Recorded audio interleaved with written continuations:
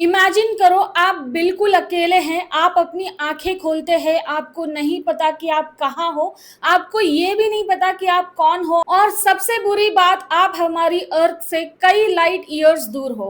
Normally हम अपने channel पर किसी मलयालम ड्रामा के गहरे इमोशंस या किसी तेलुगु ब्लॉकबस्टर की हाई एनर्जी या फिर हिंदी सिनेमा की कहानी पर बात करते हैं, लेकिन कभी-कभी एक ऐसी मूवी आती है जो हमें सितारों की तरफ देखने पर मजबूर कर देती है। आज हम बात कर रहे हैं प्रोजेक्ट हेल मेरी की। ये कल ही थिएटर्स में लगी थी और मैं आपको बताऊंगी कि ये सिर्फ एक आम हॉलीवुड मूवी क्यों नहीं है। हम इसकी फिलोसॉफी, इसके इमोशनल क्लाइमैक्स और क्या ये आपके पैसे डिजर्व करती है भी या नहीं, इस पे डिटेल में बात करेंगे, कोई स्पॉइलर नहीं होगा। चलिए कहानी का बेस सेट करते हैं और मैं प्रॉमिस करती हूँ कि मैं बिल्कुल आपको साइंस क्लास जैसी बिल्कुल बोरिंग थ्योरी नहीं दूंगी। पृथ्वी खत्म हो रही है, एक बहुत ही छोटा सा एलियन ऑर्गेनिज्म हमारे सूरज की एनर्जी को खा रहा है, जिसे धरती पर भयंकर आइस एज आने वाली है। इंसानियत का आखिरी और सबसे बड़ा जुआ और एक स्पेसशिप जिसके प्रोजेक्ट का नाम है हेल मेरी, जिसे एक दूर के स्टार सिस्टम में इलाज ढूंढने के लिए भेजा जाता है। लेकिन हमारा मेन हीरो मिस्टर ग्रेस, जिसे रायन गॉसलिंग ने प्ले किया है, एक लंबी नींद से उठते हैं और उनकी याददाश्त पूरी तरह से जा चुकी है। उनके आसपास वो क्रू मेंबर्स है जो इस सफर में जिंदा नहीं बच पाए। उन्हें अपनी पहचान याद करनी है और साथ ही साथ 8 बिलियन लोगों की जान भी बचानी है। और सबसे मजेदार बात क्या है पता है? वो कोई एस्ट्रोनॉट या ट्रेन्ड सोल्जर नहीं है,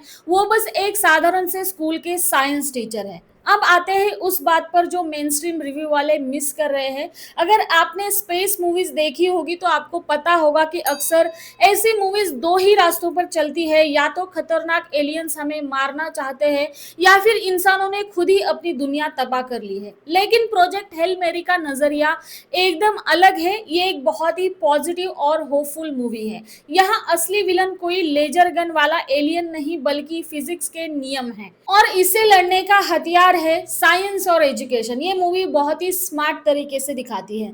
जैसे एक फेमस कहावत है, आवश्यकता ही आविष्कार की जननी है।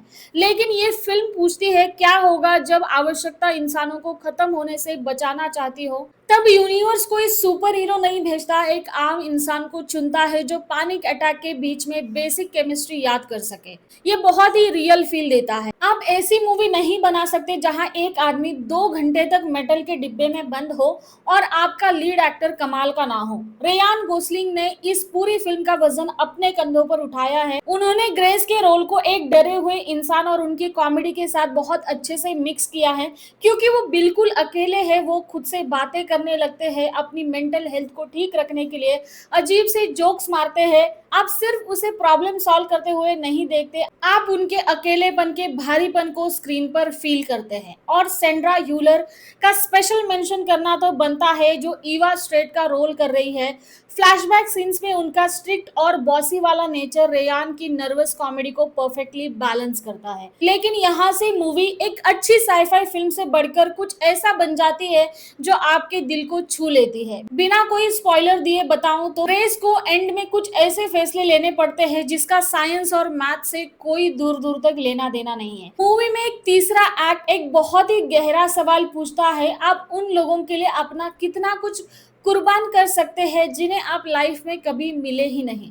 इस फिल्म का क्लाइमेक्स कोई बड़ा धमाका या लड़ाई नहीं है, ये स्पेस के गहरे खालीपन में एक अजीब सी दोस्ती और कनेक्शन का एहसास है। ये मूवी साबित करती है कनेक्शन, ऐसा कोई मिल जाना जिसके साथ अपना बोझ बांट सके, यही वो इकलौती चीज है जो हमें जिंदा रखती है। चलिए अब वापस असलियत में आते हैं। क्या ये एक परफेक्ट मूवी है? नहीं। चलिए इसके कुछ पॉजिटिव्स और नेगेटिव्स पर बात करते हैं। फिल्म में ये पॉजिटिव है कि फिल्म आपको बहुत ही अच्छी फीलिंग देती है। आप थिएटर से बाहर निकलते हुए इंसान होने पर प्राउड फील करेंगे। अगर आपको धुरंधर 2 के भीड़ के बीच में अपने शहर में इसका आईमैक्स शो मिल जाता है तो इसे बिल्कुल मिस मत करना। स्पेस के विजुअल्स इतने शानदार है कि सबसे बड़ी स्क्रीन डिजर्व करती है। अगर कुछ नेगेटिव्स की बात करूँ तो ये फ़िल्म लंबी है, 2 घंटे 26 मिनट की इस फ़िल्म के बीच वाले हिस्से में जब सिर्फ़ एक एक्सपेरिमेंट चल रहे होते हैं, तो फ़िल्म थोड़ी स्लो और बोरिंग लगने लगती है।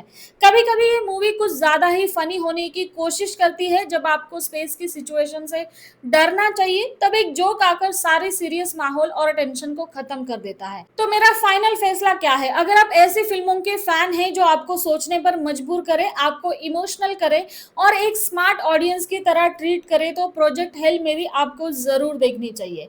ये सिर्फ स्पेस में कोई सर्वाइवल करने के बारे में नहीं है, ये इस बारे में है कि हम सर्वाइवल क्यों करते हैं। तो मेरी तरफ से इस मूवी को 3.5 आउट ऑफ 5 स्टार मिलते हैं, लेकिन मैं आप लोगों की राय जानना चाहती हूँ, क्या आप इस वीकेंड इसे थिएटर में देखने जाने वाले हैं या फिर आपने इसे पहले ही देख लिया है? तो इसके एंड के बारे में आपका क्या ख्याल है? कमेंट सेक्शन में अपने थॉट्स ज़रूर शेयर करना। अगर आपको ये रिव्यू पसंद आया हो तो लाइक करो, दोस्तों के साथ ज़्यादा से ज़्यादा शेयर करो और चैनल को अभी तक सब्सक्राइब नहीं किया होगा तो दोस्तों फटाफट जाइए और सब्सक्राइब कर लीजिए। मैं मिलती हूँ आपको अगले वीडियो में एक और नए रिव्यू के साथ। तब तक के लिए दोस्तों stay safe and stay healthy.